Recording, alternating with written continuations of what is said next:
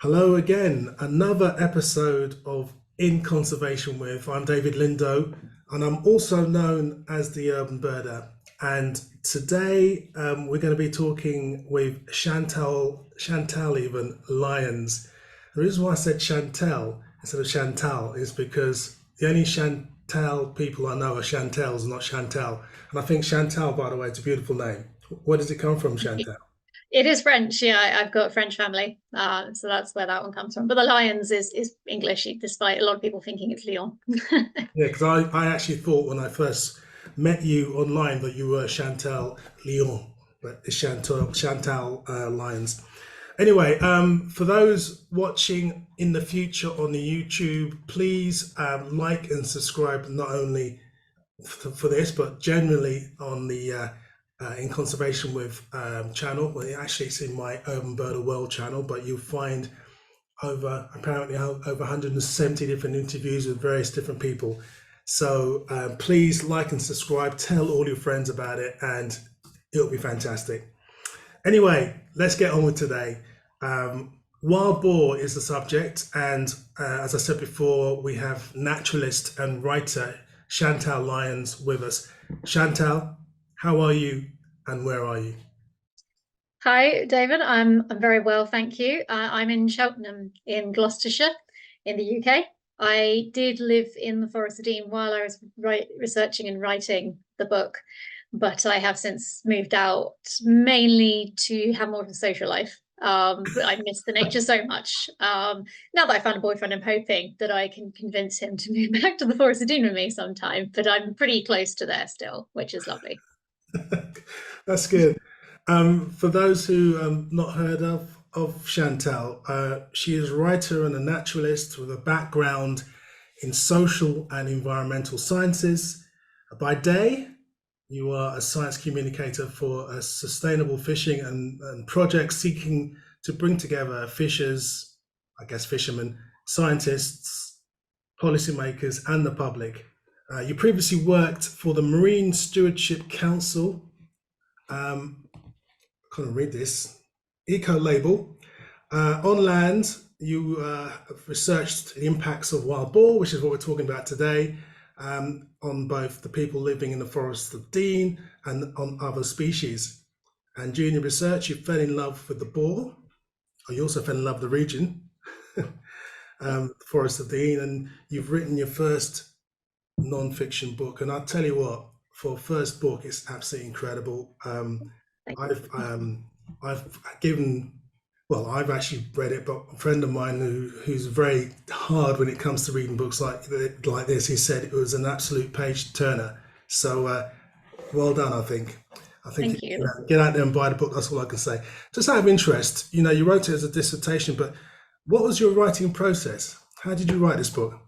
Oh God. I mean the dissertation obviously was kind of different. I mean, with this book it was interesting because since I was about 10, I've been writing sort of bad science fiction fantasy. And the weird thing is when you sit down to suddenly write a non-fiction book is, oh God, you can't just make everything up. This is really inconvenient. But with this one, it was interesting because a lot of nonfiction, especially nature writing, is it does follow, I feel, a very logical and chronological sort of progression. You've got this person like going off on a quest, for example, to see certain, some species in the UK. So each chapter they go off somewhere else, and like, oh, this month I'm going here, and then I'm going here. But I found that with this book, it obviously didn't lend itself to that, and it was much more almost like a mycorrhizal network of fungi. Sort of there were so many different issues that I wanted to cover, and they all related to each other. So it was a lot of the writing process was trying to figure out how to structure it and what to talk about first, and what I needed to cover first, so that people would sort of then be able to understand other issues. And also the thing about obviously this book focuses partly on the wild boar themselves and partly on their impacts on people and the ecology. So it was a case of making sure that I sort of gave enough focus to the wild boar themselves rather than saying, well, here's wild boar, but we're going to go straight to sort of what people think about them rather than the wild boar themselves and how they live their lives. But in terms of sort of the doing the research, obviously, you know, while I was sort of writing it and trying to figure out how on earth to structure the book, I was going out and talking to as many people as I could, both in the forest and beyond, speaking to various experts, obviously going to rewilding projects up in Scotland or near Bristol, and then I went to Nep, of course, because I feel like you can't do a book that's partly about rewilding without talking about Nep, and reading many scientific papers. And I suppose that is the process in a nutshell for me. And obviously lots of rewriting and chucking out bits and revising what the drafts. Yeah. Well, it seems very obvious that you're very passionate about the whole concept of rewilding. So we'll talk about that a bit later, actually, because it is an interesting subject, and as you say in your book, it means a lot of different things to a lot of different people. I think what we could do initially, if we could, because you have a little presentation, let's I kind of do. let's establish what the wild boar is, because I think there's people out there thinking, what is a wild boar? And then they probably start shaking in their boots when they think about the wild boar, because you watch programs or you read books and you look at the media, and they tend to be vilified, don't they? They tend to be creatures that you fear, um, and denizens of the dark forests. You don't want to be out there and be caught up with a bunch of boar. But anyway, let's have a look at your presentation, and let's talk about what the boar really is. Yeah. So, well, ignore that really, but so to begin with, I'm just going to give a quick bit of context. So obviously the book was born in 2014 when I went to the Forest of Dean to do a master's dissertation. And that was, at that time, that was focusing on what people living there experienced when, given that they were once again living with wild boar, the species which had gone extinct about 700 years ago, and had reintroduced itself to a few locations in the UK, including the Forest of Dean. And there were a lot of headlines coming out of the forest about people being charged, dogs being attacked, sporting grounds and playgrounds being dug up by the boar.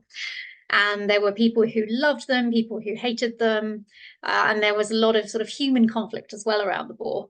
So I thought it'd make a fascinating sort of case study from a social science point of view. So I went there, I went and spoke to people.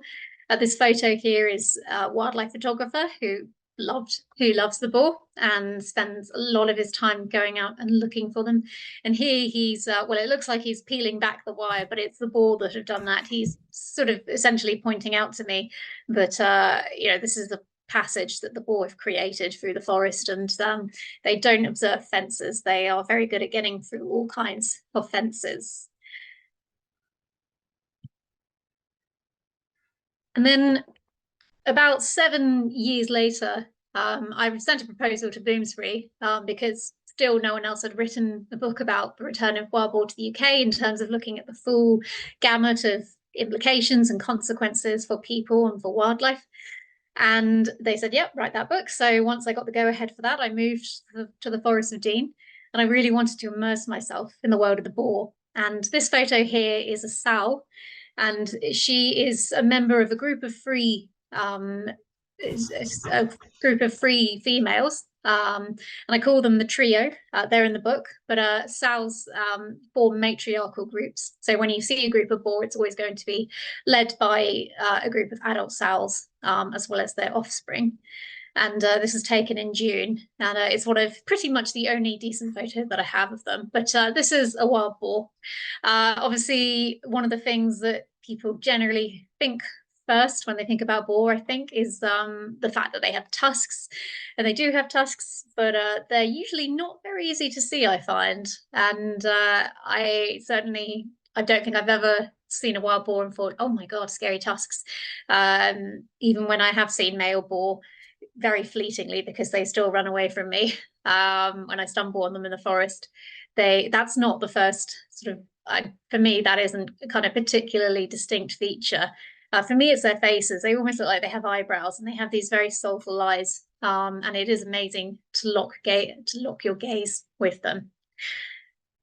And I thought, just to give you a quick introduction to what wild boar get up to when we aren't around, I'm just going to play you a video quickly of a group of young males. So what happens is that in the matriarchal groups, if you're a female, you may stay in that group, or you may create a new group with a bunch of your sort of female kin. But if you're a male, then from about 8 months of age, you will leave, or you'll be sort of driven out of the matriarchal sounder, and you'll become a bachelor. And eventually you'll obviously sort of you'll enter your prime and you'll be able to mate. But there is a sort of frustrated teenage period that these bachelors go through, and they do tend to sometimes form groups even though sort of bachelors are generally thought to be solitary. There is, I've managed to get footage, and other people have got footage of these bachelor groups getting up to various shenanigans and clearly enjoying being in each other's presence. So I'm just going to play this very quickly. There isn't really any sound, but do bear in mind when you are watching this that every boar in this video is male.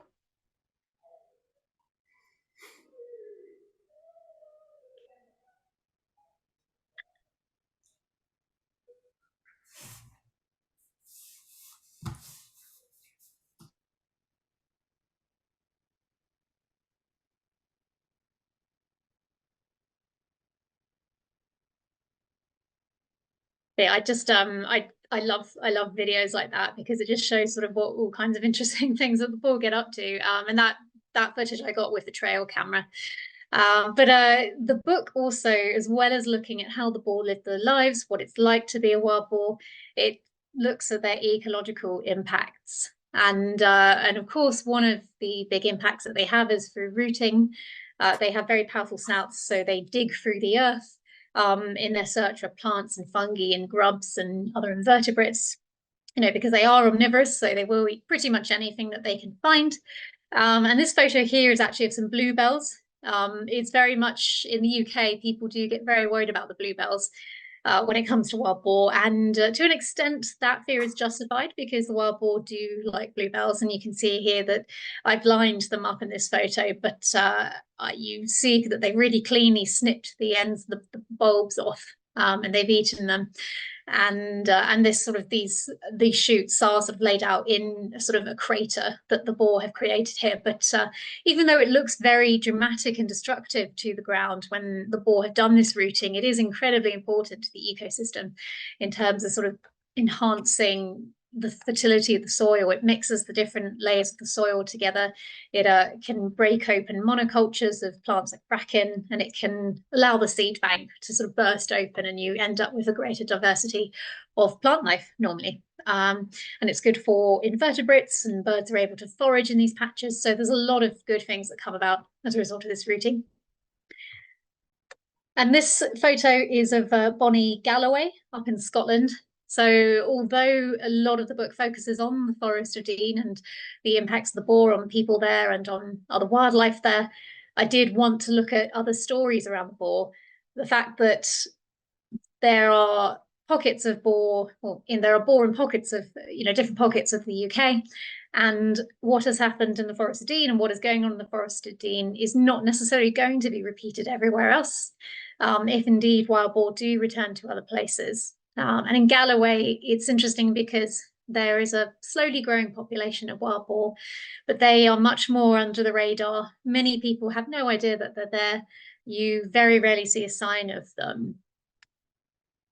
And then this here is in Barcelona, well, just on the edge of Barcelona, in the Collserola Natural Park, which is sort of this lovely forest just above the city. And there was a very thriving population of wild boar here, and a very bold population. This is in a neighborhood where the boar routinely go out and forage for litter and other scraps, and they are pretty habituated, as you can see. We're just watching here. We even had the guy who took me around in Barcelona, he had his very well-trained dog with him, and these boar were very chilled about us being there. But I wanted to see what other stories there are between people and the boar in the world, because boar are a prolific species. They are found in many places, and it was really important in the book to give the perspective of what is it like in other places where the boar never went extinct, because they never did go extinct in mainland Europe. And because of that, people do have very different attitudes to the wild boar, and we can learn a lot from how they relate to wild boar. And that is the end of the presentation, Bart. So I thought I'd Okay. just set the context there and I'll stop sharing. Yeah, great. That's fascinating. Let's talk about the history of the wild boar in the UK because, you know, again, many people might just think they've always been here. What's the story?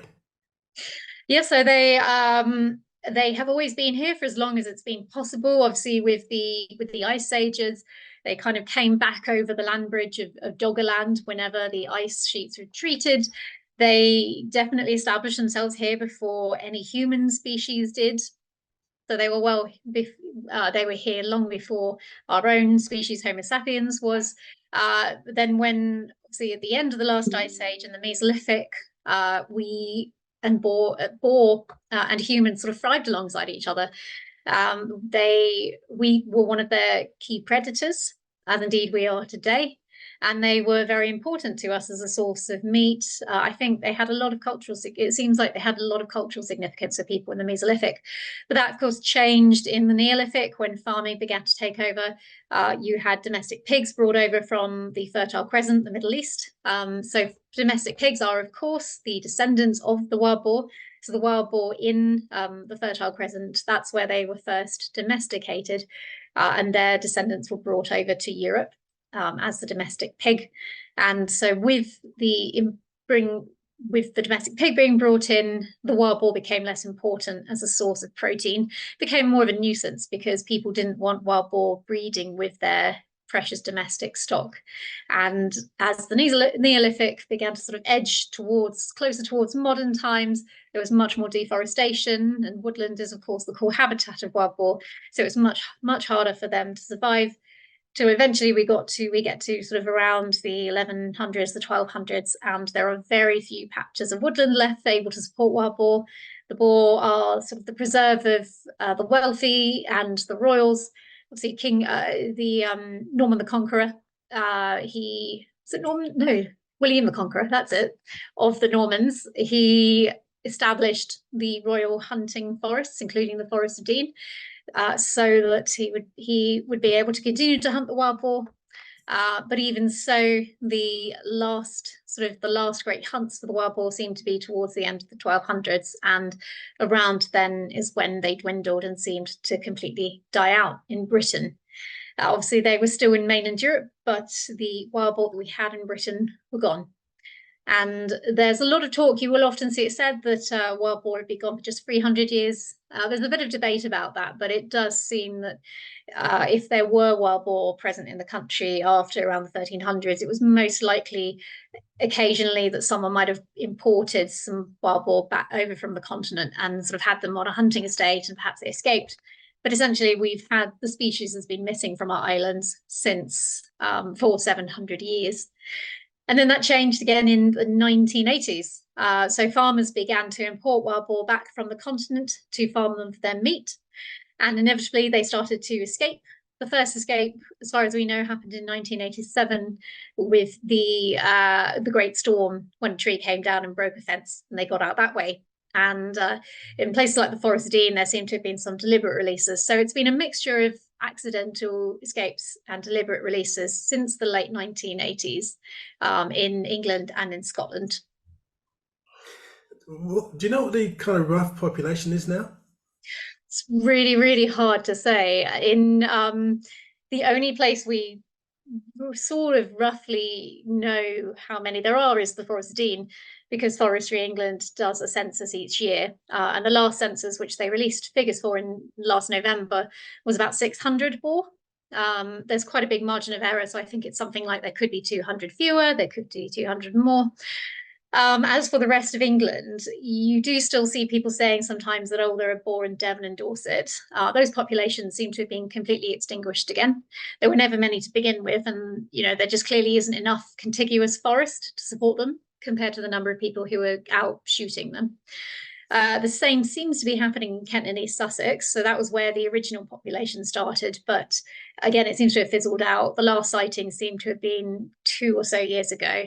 And if there are still any boar there, they are functionally extinct. I don't think that they have a future, sadly. And there have been rumours, or there are a few boar in Somerset. but it remains to be seen whether they will sort of take hold in the way that the wild boar in the Forest of Dean have. But in Scotland, there are thought to be, well, they say several thousand. They really don't know beyond that. It's really hard to count them. They are scattered across many parts of Scotland. There's a lot of forestry for them to hide in. They do seem to be steadily increasing in number, but it's quite a slow growth rate. And it's really interesting in Scotland because we really do have no idea how many there are. So literally sort of several thousand is our best answer at the moment. So how did the ones in Scotland get there? Were they deliberately reintroduced as well? It's hard to say. I think again, it's probably a mixture of deliberate releases and accidental escapes. In the Forest of Dean, for example, there were two releases, and the second release, which involved a bigger group of boar, was apparently done by a shooting syndicate who did it so that they would have a population that they could then shoot at. And they certainly got what they wanted, what they asked for. And I wouldn't be surprised if the same had happened in parts of Scotland as well.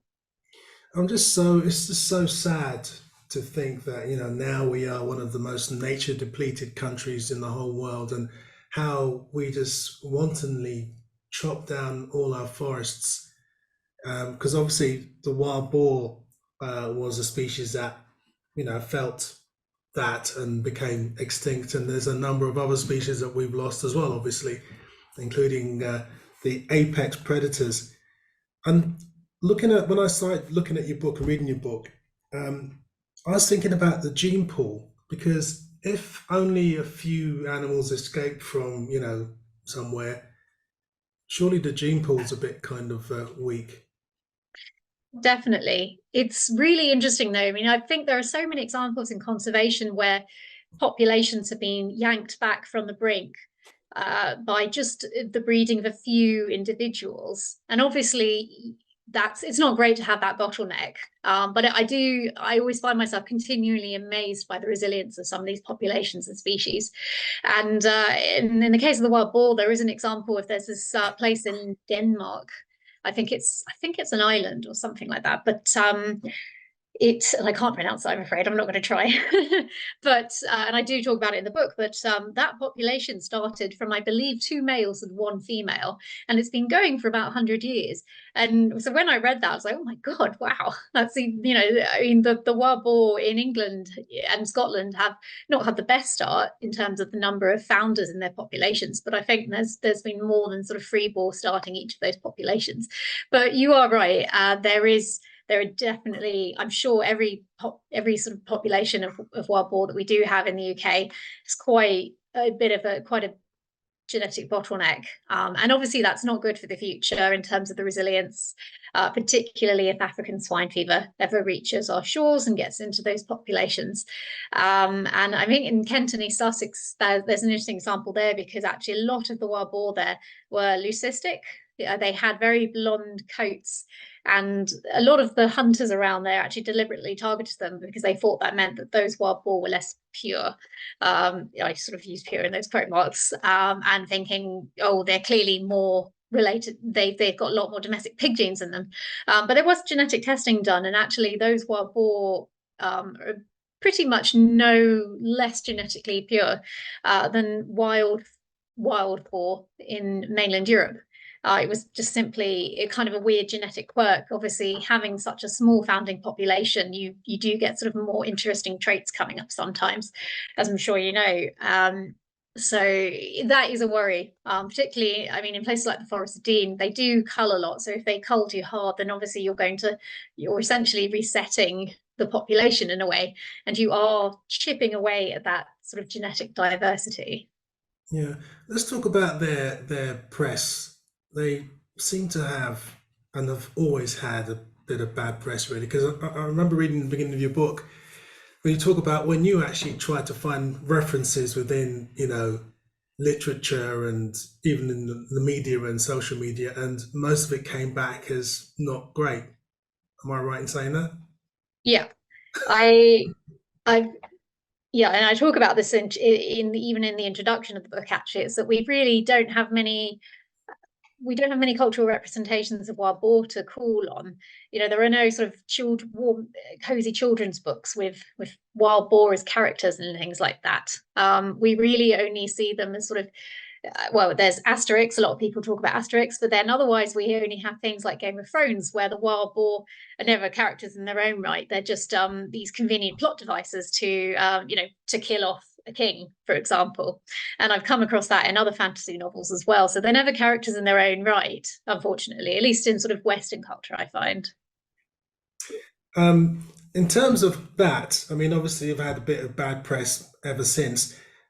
I'm going to go straight to the to cut to the chase, really. In terms of haters versus lovers in the Forest of Dean, what percentage would you give each?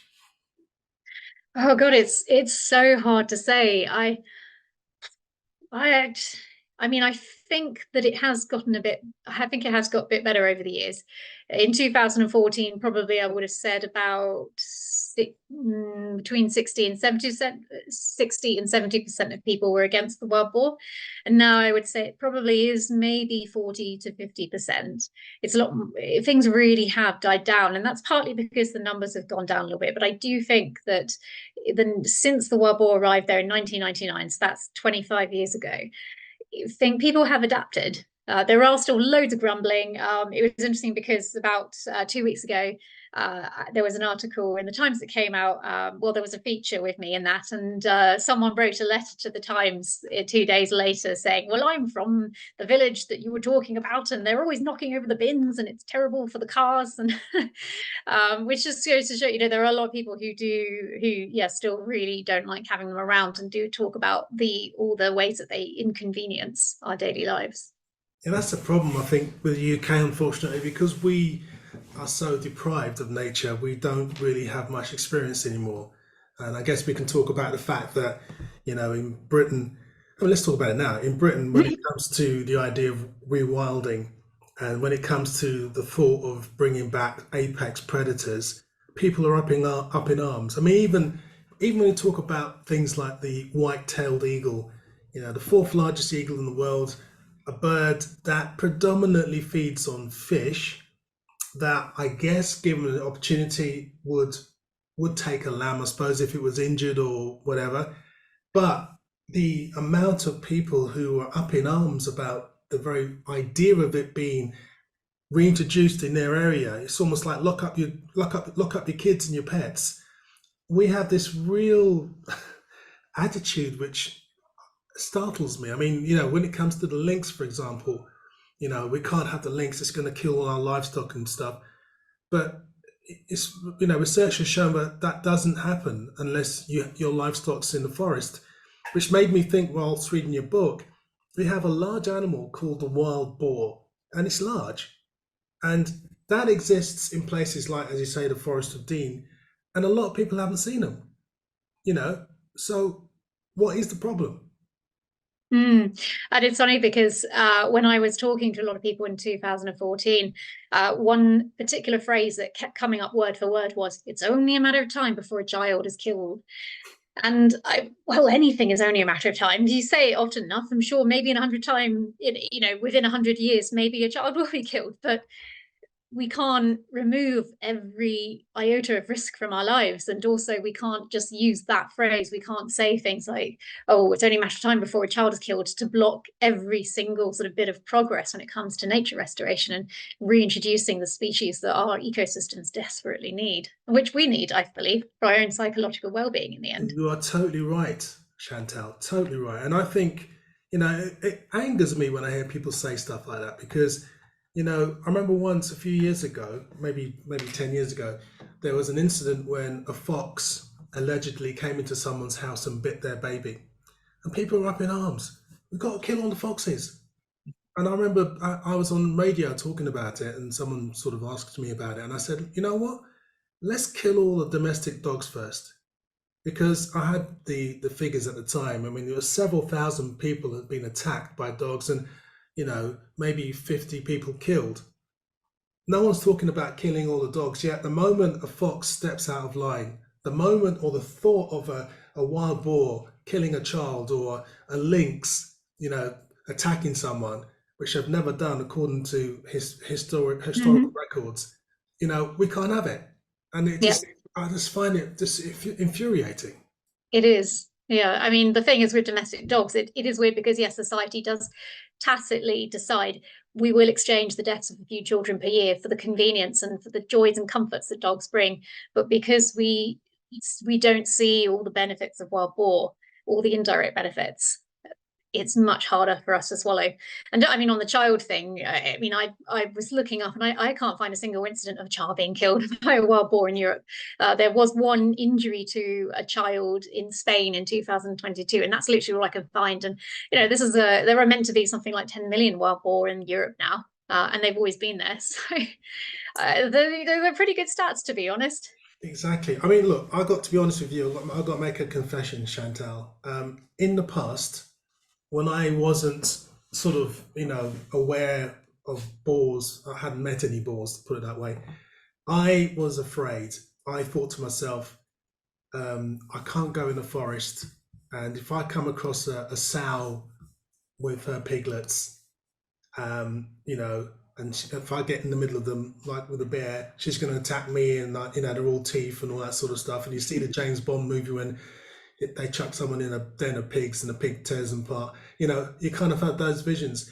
And I remember once being in Serbia, walking through a forest, deep in the forest with my guide, and all of a sudden there was this thrashing in the bushes about 10 feet away, and I'm like, "Is that a bear?"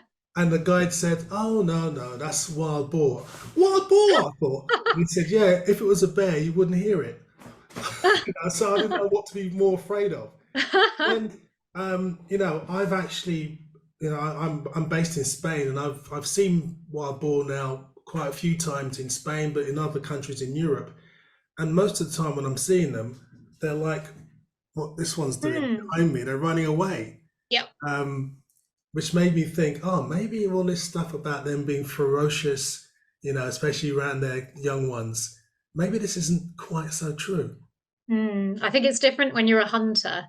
When you've got an injured boar and they're cornered. Obviously, in most, there are a lot of attacks and there are injuries, but mostly that is to hunters. Obviously, so people, that's when the wild boar understandably become aggressive and defensive. And people do also say, oh, when they come across sows and piglets in the Forest of Dean or elsewhere, that, oh, the female chased me off, or, she made clear she didn't want me to be around. But even when in my experience, when I've been essentially sneaking up on the sows and their piglets, as soon as they've detected I'm there, they do still just run away. They just want to get away from me as fast as they can. Which is what most animals tend to do, I Mm. suppose, apart from maybe polar bears. So let's talk about the population in the UK, because in Europe they have natural predators. In some parts of Europe they're still predated on by wolves, and then obviously bears. Um, in the UK, we've kind of homogenized everything, so there's not much any there's not much left anywhere. Mhm. In fact, there's nothing left. So how? I mean, surely, I mean, you've talked about this in your book, but tell us again. Surely, when you are a wild boar, you think to yourself, "Oh, I've got the life of Riley. I can just relax, and I don't need to be super hyper sensitive to any predators because there's none here to predate me." Is that right to say? Oh, well, a few boar, I mean, because boar, they're so intelligent. So they do kind of evaluate situations and they learn from them. If they are offered food by people, they very quickly lose their fear of humans and become bolder. And there are, I think, for example, there's a town called Cinderford where there's a group of wild boar that roam around tipping over the bins. They people get particularly annoyed by them, kind of for good reason, I suppose. But I, yeah, it's interesting because even so, with all with all then other predators gone, they are still extremely wary. I think culling has actually had the effect of making them more wary. It does seem that the survivors, especially about 2 years ago, there was the Forestry England sort of had their most intense cull and killed more that year than they had ever done before. And I would definitely say that the shyer, more elusive boar were the ones who were more likely to go on and have more boar in the future. so they are still they've of course retained all their natural instincts. They're very wary of us, certainly. Well, the ones that I've met are very wary of me. Sort of, it is really hard for me to sneak up on wild boar, and generally I just get a few moments with them before they smell me and they're off. But in terms of predators, obviously there are humans. We were one of their predators. We are part of nature, so we should consider ourselves one of their predators. But we are the only sort of natural predator left. Obviously, we have the descendants of the wolves with us, the domestic dogs. And in the Forest of Dean, you do get cases of the boar being attacked, or the piglets especially being attacked by people's out of control dogs. I think Kevin Stannard, who heads up Forestry England in the west of England, said to me, and I think I quote him in the book on this, is that the biggest predator in the forest is your domestic dog. But then cars as well, you could argue they are a modern day predator. Quite a few road traffic accidents involving the boar. So obviously there are ones being sort of culled by the cars as such. But obviously it's a bit different compared to mainland Europe, where, as you say, you've got wolves. The wolves, especially, most of the boar they take are young ones. So they do, in some places, have they do play a big role in controlling wild boar populations. Boars are naturalised in the UK, I guess. Are they protected by law? No, not really. In terms of welfare, they are protected under the Wild Mammals Act. And indeed, there was someone, a gamekeeper, who filmed himself torturing a wild boar, and he was convicted for that. So they do have some protection under law in that sense, but they do not have any protection at a population level. There is no closed season for them, as there are with deer. So there is nothing to stop anyone from shooting a sow with piglets who haven't been weaned yet. And I'm sure that does go on. Certainly, poachers will do that. And sort of wildlife photographers I've spoken to have said that they've seen, really. I think one person once had this awful sight of seeing this butchered boar, and the piglets were trying to still suckle, trying to get their milk from her. So obviously, the poaching goes on. That's the poachers. The Forestry England rangers would never do that. They are very careful about not shooting sows with dependent young. And then there are a lot of people who shoot them around the forest on their private land. That is perfectly legal. As long as you have the right caliber of rifle, you are perfectly welcome to shoot any boar that comes onto your land at any time of year. And I'm sure a lot of them do also try and avoid shooting sows of dependent young. But again, there are so many people shooting the boar. Who knows what's going on behind those fences in the dark of night? And clearly, from the fact that in Kent and East Sussex, the population there has dwindled, is a very clear sign that having this open season all the time will just lead. It's a recipe for disaster if we do want to hold on to these nascent populations. It's just so sad, isn't it? It's so sad that this creature is not allowed to be a creature that actually was originally here in Britain before we were. How does that make you feel? Do you feel sad about that? Yeah, and it feels tragic because we have this chance to this monumental chance to help nature recovery in the UK. And I don't say it lightly, because the wild boar, it's a keystone species. It is an animal that does things for our ecosystems that no other animal can do. It's very unique, the way the wild boar turns over the soil so extensively, it roots it up, and there's no other animal that does that at the scale they do. And they have lots of other functions, such as spreading the spores of mycorrhizal fungi in their dung. So they are actually really important for woodland health. And they are irreplaceable, and that we have them back in at least a few places is wonderful. But the fact that they are essentially going re-extinct in certain places just break my heart, and I do constantly worry for the future of wild boar. And because I feel like, for example, in the Forest of Dean, if they ever were exterminated, then obviously no one would suddenly say, well, let's just put some more back there then. It's just, once they're gone, they'll be gone.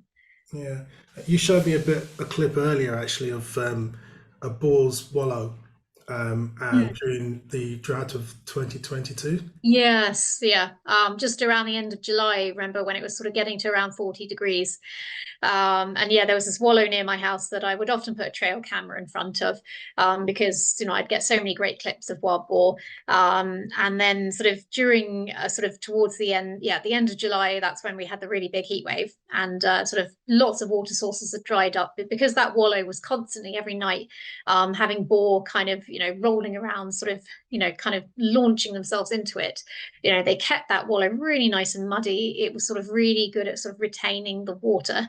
And so when I had my trail camera in front of it during the heat wave, I got way more clips than I normally did. When I came back to collect it, I like had several hundred clips to review, and it was sort of all kinds of animals, including deer and buzzards and sparrowhawks and owls, coming to drink and bathe in that wallow.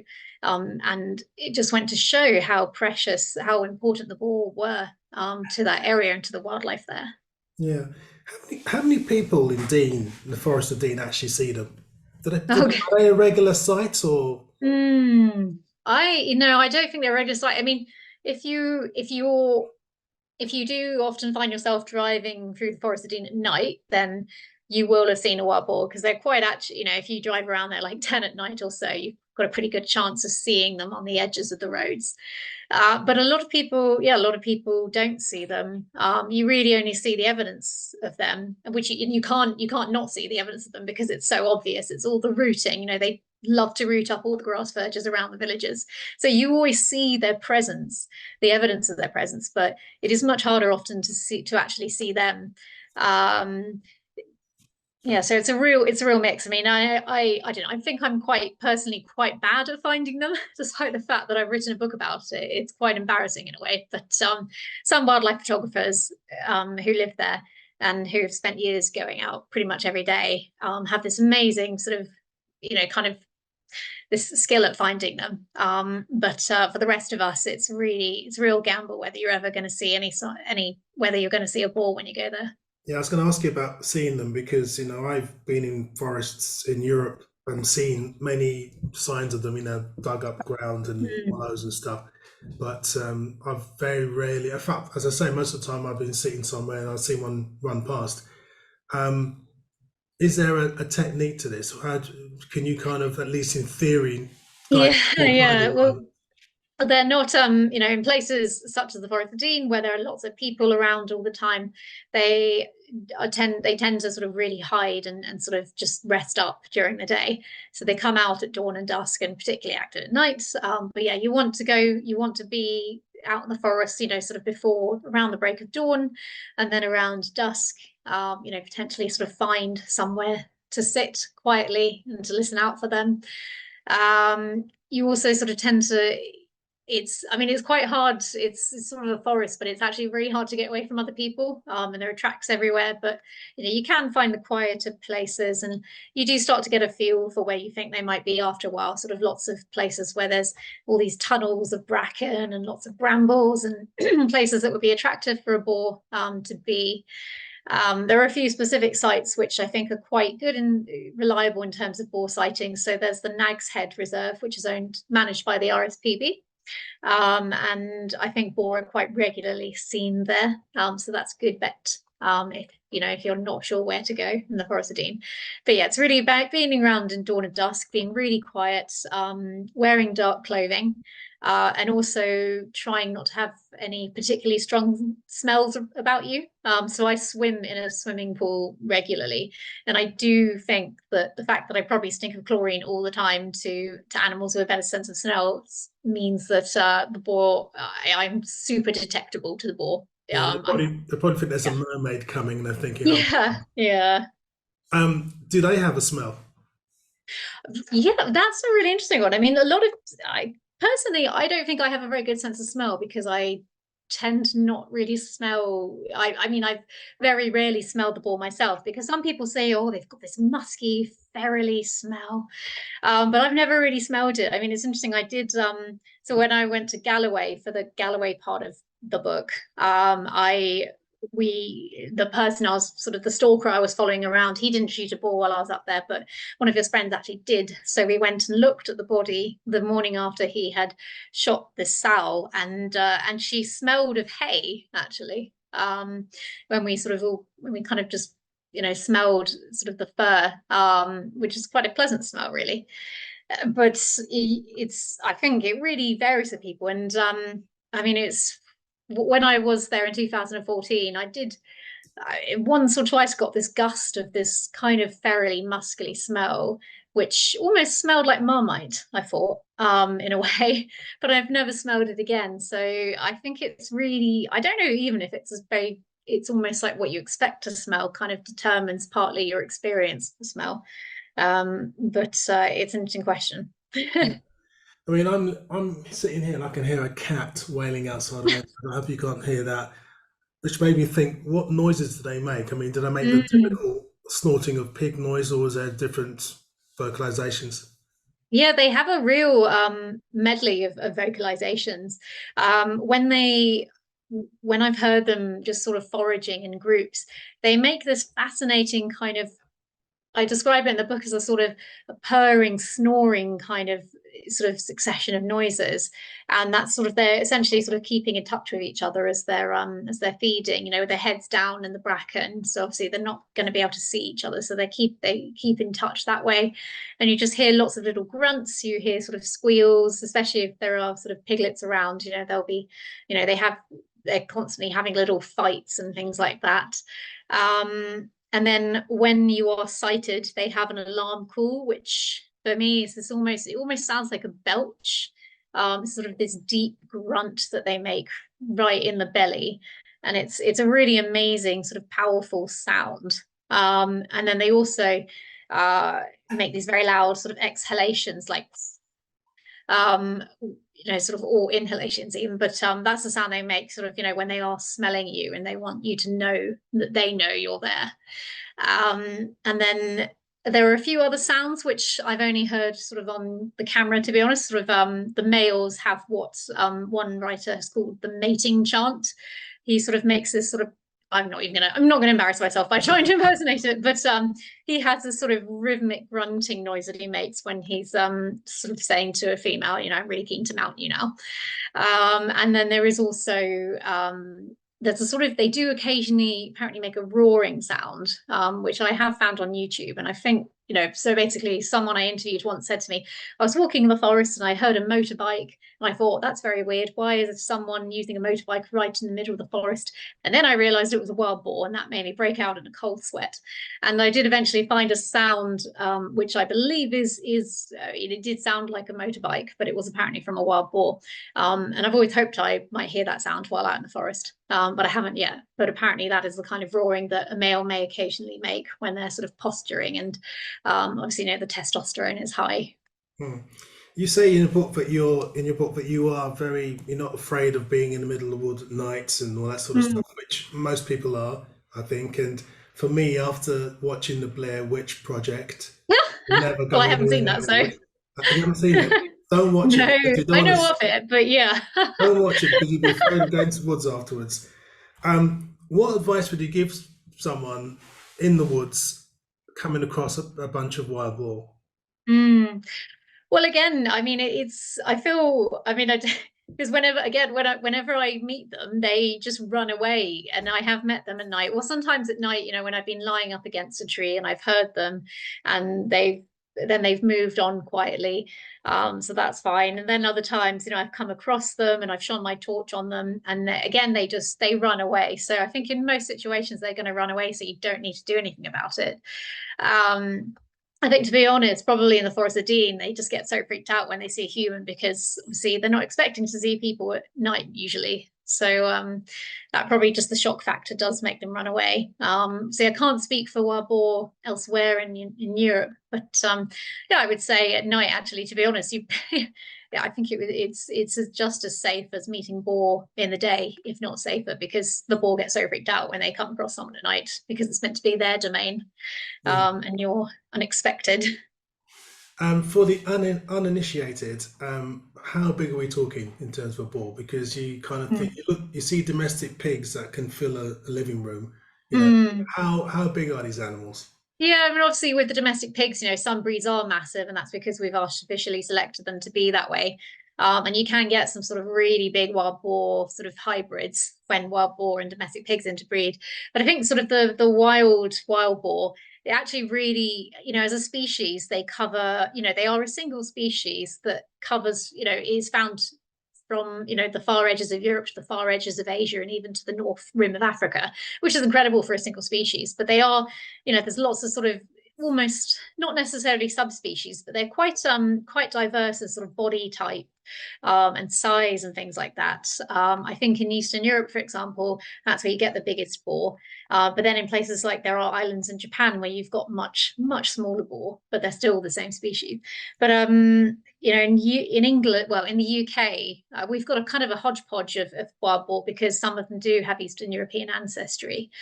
But it really varies with the size, and it's also quite hard to tell the size because they've got these big bristly sort of this crest of hair along their sort of shoulders and backs and back, and when they want to look threatening or when they are scared, they will raise that crest, and that gives them more height, and it gives them quite a hyena like profile. And obviously when you're looking at one and you might be scared, and that will obviously make the ball look bigger in your mind. But yeah, so it's really hard to say actually, sort of because it really can vary so much. And obviously the males are bigger, noticeably bigger than the females normally. Okay, controversial question. Have you ever eaten a boar?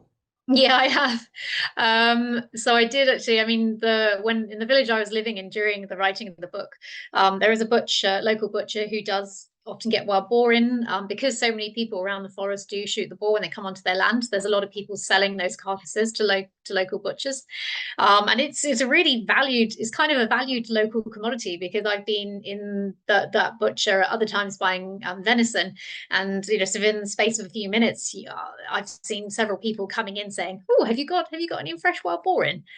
And which to me is just quite comforting in a way. I mean, I do think people should eat them. I think they should be sort of treated as a sort of ethical source of meat, but obviously, we mustn't shoot too many of them. But yeah, I have eaten wild boar, not for some time. For the Forest of Dean, I haven't eaten wild boar for the last few years because of their numbers dropping, and I just feel like I don't, yeah, personally feel comfortable doing that. But I did when I visited that stalker up in Galloway. We did have some sort of wild boar sausage roll from a wild boar that he had shot about a year before. Well, it came out of the freezer, but yeah. And is it different? I mean, I think I've had wild boar about 100 years ago. Is it different to Mm. normal? No, yeah, when you get wild boar sausages, because they just put so much in it, you just don't really notice the difference. And I mean, it's more, yeah, I've never found it, I found it pleasant. I haven't found it particularly gamey or anything like that. I think, I mean, it's still best had in a sort of slow cooked stew, I think. But yeah. Off the subject of cooking, Yeah. um, I'm interested in the differences because in your book you talk about peccaries, which are Mm. New World, and I was thinking about warthogs and stuff. What is the difference between boars and peccaries, for example? They look the same to me. Have an I know, interest. and yeah, when I found out that they're not, so obviously, sort of all our, every species, all the different species on Earth sort of are grouped into families. You've got all the cats in the cat family, all the wolves and the foxes and the dogs in the dog family, and then so the pigs, there is the pig family, the Suidae, and that includes wild boar, and then warthogs, as you say, and a few other species. But when it comes to the peccaries, they actually don't belong. They're not in that family. They aren't descended, or sort of they're not closely related to warthogs or wild boar or any of the sort of the pigs. They are completely their own family, and it's an example of convergent evolution. And that blew my mind when I found out because, yeah, as you say, they look exactly the same. It's just, but it's like porcupines. Obviously, there's the New World porcupine and the Old World porcupine, not related. I mean, it's just the wonders of evolution. Yeah, it's like genets and cats. People think that Mm. genets are cats, but in fact they branched off many millions of years ago. So yeah, that's interesting. I never knew that there was, there was a case of convergent Mm. evolution. I think the final question I want to ask you, that piqued my interest when I was reading the book, which, by the way, groundbreakers, go and get it. That's all I Thank can you. say. If you're watching this at the end, go and get it. Is the bit you had in it regarding big cats in the Forest Mhm. of Dean? Because it's one of those spots where the Beast of Bodmin kind of thing. There's lots of reports of people seeing predatory sort of like panthers or whatever hanging out in the forest. I mean, is that just a load of baloney? Yeah, it's a load of baloney. It's very entertaining. And you can use there's a news story about it, every 2 weeks or so. And it goes back to that thing, of course, George Monbiot suggested in Feral that because we are so starved of these experiences of real, of sort of these big wild animals, that our brains are sort of filling in the gaps. And it was interesting. Once I saw a muntjac, obviously the tiny, cute deer. I was once sitting in the forest and I saw this muntjac come by, and she sniffed a tree, and then she sort of put her front sort of legs on the tree and sort of like sniffed further up, and she almost looked like a lynx for a moment. And sort of I thought suddenly, yeah, I can kind of see how sometimes people think that that's a big cat. But yeah, in the Forest of Dean, I mean, people there are often quite interesting anyway. And I think a lot of people there are willing to, definitely sort of keen to believe that kind of thing. There's also claims that there's a wolf roaming freely as well in the Forest of Dean. Um, Finally, your views on rewilding generally. I mean, do you think that we as a nation, the UK, is doing enough for, you know, to rewild and to bring back nature?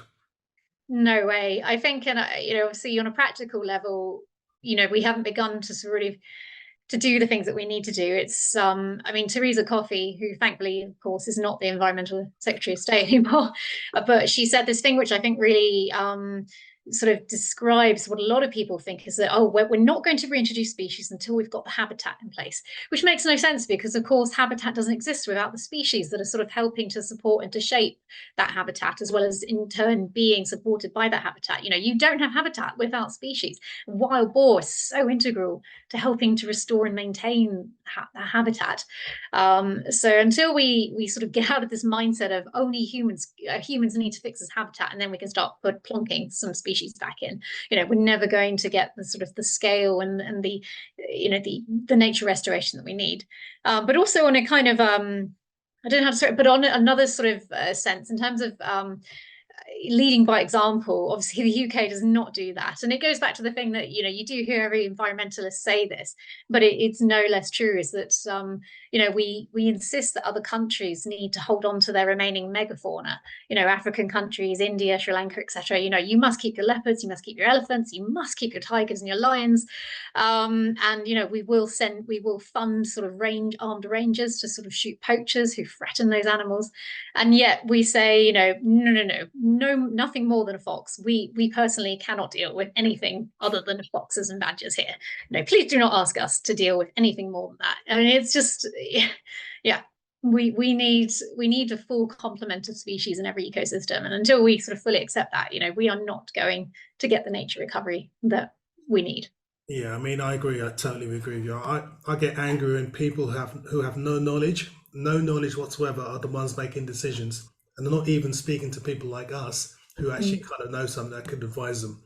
And also, I think, as you say, our argument on the global stage regarding conservation is severely weakened because people look at us and say, "Well, what are you doing?" Mm. So it's like when on Malta, people going there and saying, "Stop the hunting," blah blah blah, and the hunters quite rightly turn around and say, "Well, you shoot countless millions of pheasants. What's wrong with us Mm. killing ospreys and what have you?" You know, of course, what they're doing is wrong, but what we're doing is wrong as well. Um, Yeah. Anyway, Mm. I'd like to thank you, Chantal, for this really lovely conversation about an unlikely animal because, wild boar, I mean, no one ever talks about them other than in culinary terms or they're a pest, what have you, which they're not, obviously. But I'd like to thank you very much for writing this great book, Groundbreakers. I want to wish you all the best with it. I think Thank you. for a first book, it's absolutely fantastic. Thank you. And thank you very much for being here. Yeah, thank you very much for your great questions. It's been really brilliant to chat with you. Oh, thank you.